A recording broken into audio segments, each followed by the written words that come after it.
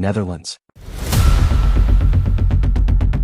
Sits on the northwestern edge of Europe, where great rivers like the Rhine and the Meuse meet the North Sea across an immense stretch of low-lying land. At first glance, it feels peaceful. Green meadows, straight canals, historic towns with centuries-old buildings. Everything seems calm. Yet beneath that tranquil landscape lies one of the world's most remarkable contradictions. Nearly 26% of the Netherlands lies below sea level, and around 21% of its population lives in those low-lying areas. Even Amsterdam's Schiphol Airport, one of Europe's busiest aviation hubs, sits on land that was once a lake, roughly 4 meters below sea level. In many parts of the country, the water outside the dikes actually stands higher than the homes, farms, and roads protected behind them. For centuries, the Dutch have understood that this peaceful landscape doesn't exist by chance. It survives because thousands of kilometers of dikes, pumping stations, storm surge barriers, and canals work together every single day to keep the sea under control. If that system were ever to stop operating, the consequences would arrive quickly.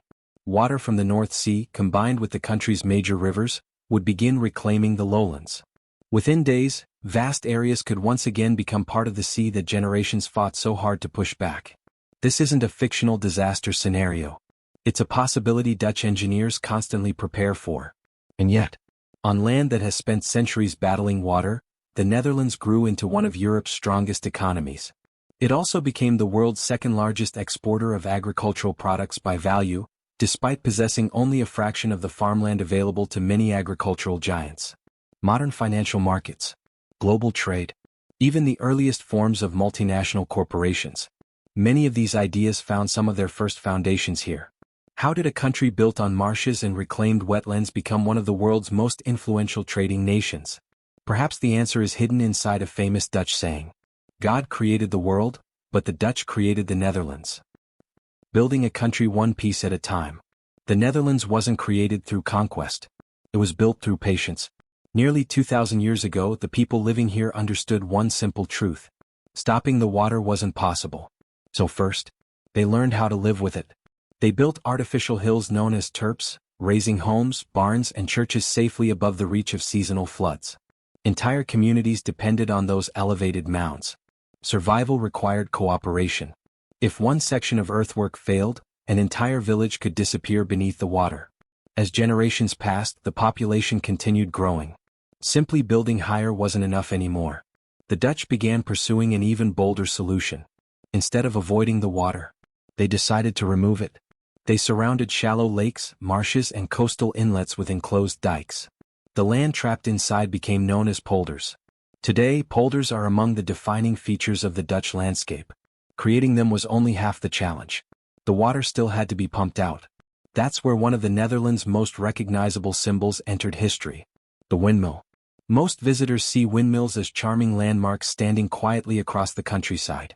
Originally, they were powerful engineering machines. Their rotating sails drove paddle wheels and mechanical pumps that slowly lifted water from lower ground into higher canals. Step by step, level by level, water moved away until it could finally drain into rivers or the sea. Former lakes gradually transformed into fertile farmland. Villages appeared. Roads followed. Eventually, entire communities stood where open water had once existed. One of the best places to witness this achievement today is Kinderdijk. 19 historic windmills still line the canals there, standing almost like a silent army. For generations, they worked together as one coordinated system, moving water through different levels before releasing it into larger waterways. They're not simply beautiful monuments. They're reminders that an entire nation was built through engineering, determination, and cooperation. When the sea fought back, despite centuries of progress, nature never truly surrendered. The greatest reminder came during the winter of 1953. A powerful North Sea storm combined with an enormous storm surge. Several dikes failed during the night. Seawater rushed into the southwestern provinces with devastating speed. Entire villages disappeared beneath the flood. Farmland vanished. Families had only minutes to escape. More than 800 people lost their lives, while tens of thousands were forced to abandon their homes.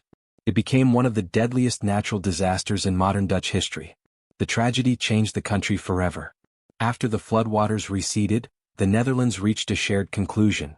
Something like this could never be allowed to happen again. That determination gave birth to one of humanity's greatest engineering achievements. The delta works. Rather than relying only on taller dikes, engineers designed an entire network of dams, locks, sluices, and movable storm barriers capable of responding to changing conditions. One of its greatest masterpieces is the Oosterscheldekering, a massive storm surge barrier stretching across the eastern Scheldt. Unlike traditional dams, its gates remain open under normal conditions. This allows tides to continue flowing naturally, protecting marine ecosystems that depend on the movement of seawater. Only when dangerous storm surges approach do the enormous gates close, shielding the communities behind them. Safety and nature exist together rather than competing with one another. Farther west, near Rotterdam, stands another remarkable structure. The Maaslankering. From above, it resembles two gigantic steel arms reaching across the waterway. Most days they remain open, allowing ships to enter and leave Europe's busiest seaport without interruption. But when sea levels rise beyond a carefully calculated limit, the enormous gates slowly swing shut. Within only a few hours, one of the world's busiest waterways transforms into a protective barrier against the sea. These projects represent far more than engineering. They reflect something deeply rooted in Dutch society. Centuries before modern governments existed, local communities had already created water boards to manage canals, dikes, and flood protection. Every resident shared responsibility, because everyone understood the same reality. If one village neglected its defenses, every neighboring community would pay the price. That tradition of cooperation gradually evolved into the Dutch culture of consensus still seen throughout the country today. The birth of modern commerce. As the Dutch mastered life on land reclaimed from the sea, another transformation was taking place. It wasn't happening behind dikes. It was happening in the harbors. By the 17th century, Amsterdam had grown into one of the busiest trading cities on Earth. Its famous semicircular canal network expanded steadily, linking warehouses, homes, and busy docks into a single system that kept goods flowing day and night. Along those canals stood narrow brick houses supported by millions of wooden piles driven deep into the soft ground beneath the city. Centuries later, many of those buildings lean slightly. Together they create the unmistakable image of Amsterdam's famous dancing houses. Ships arrived carrying spices, silk, timber, precious metals, and countless other goods from distant continents. But Amsterdam didn't simply become wealthy because of trade. It transformed the way trade itself worked. In 1602, the Dutch East India Company, better known as the VOC, was established. Unlike earlier trading ventures, it allowed large numbers of investors to buy shares in the company. Many historians consider it the world's first multinational corporation. To make trading those shares easier, Amsterdam also developed the world's first continuously operating stock exchange. For the first time, ordinary investors could help finance distant voyages while sharing both the profits and the risks. Modern financial markets were beginning to take shape. Ideas that now power today's global economy first found practical form along these canals. While Amsterdam became the center of international finance, another Dutch city gained fame for something very different. The city of Delft.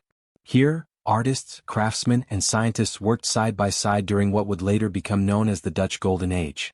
Delft became famous for its elegant blue and white ceramics, inspired by Chinese porcelain yet unmistakably Dutch in style. Its workshops produced pieces admired across Europe. The city also became home to one of history's greatest painters, Johannes Vermeer. Unlike many artists of his time, Vermeer rarely painted kings or military victories. Instead, he celebrated quiet moments. A woman reading a letter. Sunlight entering a simple room. Everyday life transformed into timeless art. Commerce, science, innovation, and culture all flourished together, helping shape one of Europe's most remarkable eras. The shadows behind prosperity. Yet every golden age carries another side. Behind the wealth and artistic brilliance stood chapters of history that cannot be ignored. A significant portion of Dutch prosperity grew through an extensive colonial network stretching across Asia, Africa, and the Americas. Colonies such as Indonesia and Suriname became deeply connected to Dutch trade and political influence. The transatlantic slave trade also generated enormous profits for merchants, ports, and trading companies. For countless people, those profits came at an unimaginable human cost. Today these chapters remain subjects of ongoing research, education, and public discussion throughout the Netherlands. Museums, schools, historical institutions, all continue examining both the country's achievements and its responsibilities. Rather than celebrating only its successes, the Netherlands increasingly chooses to confront the difficult parts of its past as well.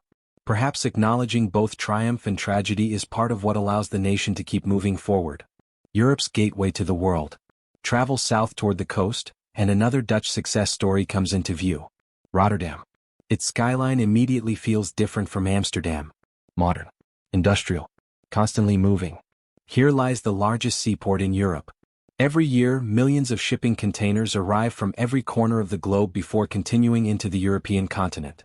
Rotterdam's location near the mouth of the Rhine River gives it extraordinary strategic importance.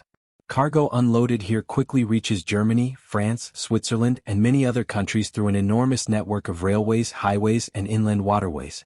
The port demonstrates something the Dutch have perfected for centuries: turning geography into opportunity, feeding the world from a small country. Leaving Rotterdam behind, the landscape changes again. This time, into endless rows of enormous greenhouses.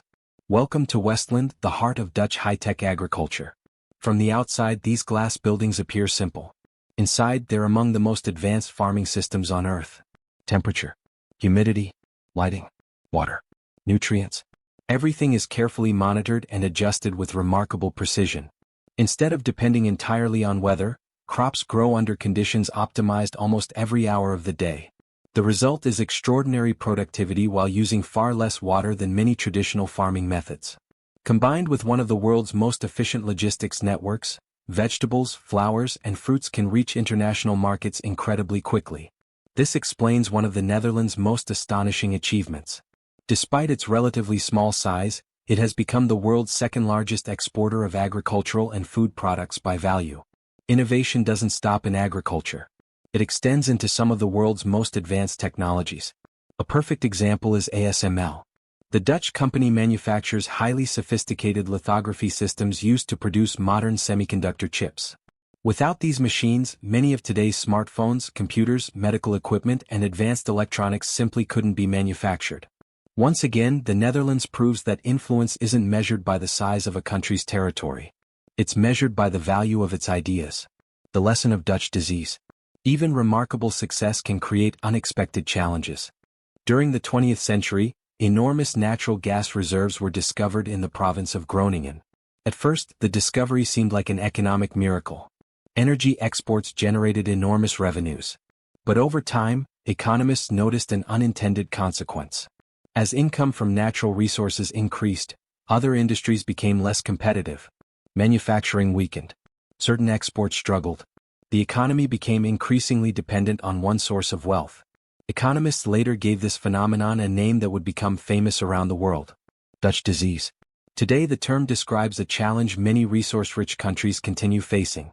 The Dutch experience offered an important lesson.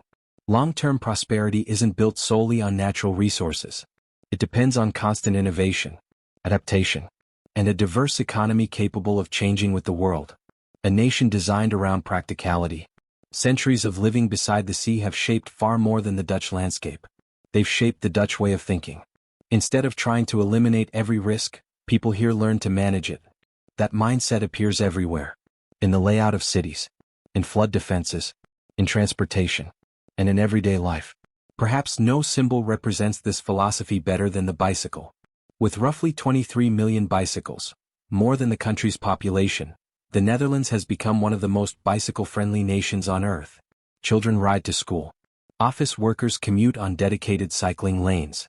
Older residents continue cycling well into retirement. Across towns and cities, an extensive network of carefully planned bike paths allows millions of journeys to happen safely every single day.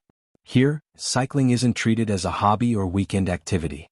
It's simply one of the most practical ways to travel. The bicycle perfectly reflects the Dutch preference for solutions that are efficient, affordable, and sustainable rather than unnecessarily complicated. A village where water became the road. Leaving the busy cities behind, the journey reaches one of the country's most peaceful places: Giethoorn. Unlike most towns, cars play only a minor role here. Instead, narrow canals connect homes, gardens, and small wooden bridges throughout the village. Quiet electric boats glide gently across the water. Thatched roof cottages sit beneath tall trees, surrounded by flowers that bloom through much of the year. Walking through Giethoorn almost feels like stepping into another century. Ironically, the same water that challenged the Dutch for generations has become the heart of everyday life here. Rather than fighting against it, people simply learned how to live with it. The result is one of the most tranquil communities in the Netherlands. When flowers changed economic history. Every spring, another side of the Netherlands bursts into color. The famous gardens of Keukenhof become covered with millions of blooming tulips, creating one of the world's most spectacular floral displays. Visitors often admire the beauty without realizing these flowers once played a surprising role in economic history. During the 17th century, tulip bulbs became objects of intense speculation. Prices climbed higher and higher as people believed they could always sell them for even more. Some rare bulbs eventually became worth astonishing amounts of money. The market collapsed. Almost overnight. What became known as tulip mania is widely remembered as one of history's earliest recorded speculative bubbles. Today, the story serves as a reminder that excitement alone can sometimes push markets far beyond their true value. Even something as beautiful as a flower can become part of economic irrationality, a different way of solving problems. The Dutch approach to public policy often reflects the same practical mindset found throughout the country. Rather than relying solely on strict prohibition, many policies focus on regulation, management, and reducing harm wherever possible. These decisions are generally shaped by research, evidence, and long-term planning instead of purely symbolic solutions. Whether discussing transportation, urban planning, or public health, the goal is often the same. Find the approach that works best in practice. That practical philosophy has become one of the defining characteristics of modern Dutch society. Learning to live with water again. Today, the Netherlands faces a new challenge: climate change. For centuries, the country's strategy centered on building stronger and higher dikes. Now, engineers increasingly recognize that walls alone cannot solve every problem. A new philosophy has begun reshaping Dutch water management. It's called room for the river. Instead of forcing rivers into increasingly narrow channels, certain floodplains are widened. Riverbanks are lowered in selected areas. Extra space is deliberately created so rivers can safely expand during periods of heavy rainfall. Rather than endlessly resisting water, the Dutch are learning to cooperate with it. The same philosophy appears in modern architecture. Across Amsterdam and other cities, floating homes rise and fall naturally with changing water levels while remaining connected to essential infrastructure. Another remarkable innovation is the sand motor. Instead of repeatedly replenishing beaches with heavy machinery, engineers built an enormous artificial sand peninsula. Over time, waves, tides, and ocean currents gradually spread that sand naturally along the coastline. Nature itself becomes part of the engineering solution. It's a striking example of working with natural processes rather than constantly trying to overpower them. Sharing centuries of knowledge. The expertise developed in the Netherlands no longer benefits only the Dutch. Today, Dutch engineers contribute to water management projects around the world. From New York to New Orleans and many other vulnerable coastal regions. Countries facing rising sea levels increasingly look to Dutch experience for guidance. What began as a centuries-long struggle for survival has evolved into knowledge shared across continents. The Netherlands transformed one of its greatest challenges into one of its greatest strengths. More than an engineering success, the prosperity and stability of the Netherlands were never created overnight. They emerged through generations of patience, discipline, innovation, and cooperation. Perhaps that's why the country is often compared to a bicycle. A bicycle remains upright only while it keeps moving forward. The Netherlands has followed the same principle throughout its history. Its progress depends on continuously advancing through knowledge, collaboration, and the willingness to adapt. In an age when climate change and rising seas have become global concerns, the Dutch story offers lessons that extend far beyond engineering. It teaches that resilience isn't about defeating nature. It's about understanding it, working alongside it, adjusting when circumstances change instead of refusing to change at all. That may be the Netherlands' greatest achievement. Not simply reclaiming land from the sea, but proving that determination, cooperation, and intelligent adaptation can turn even the greatest challenge into lasting opportunity.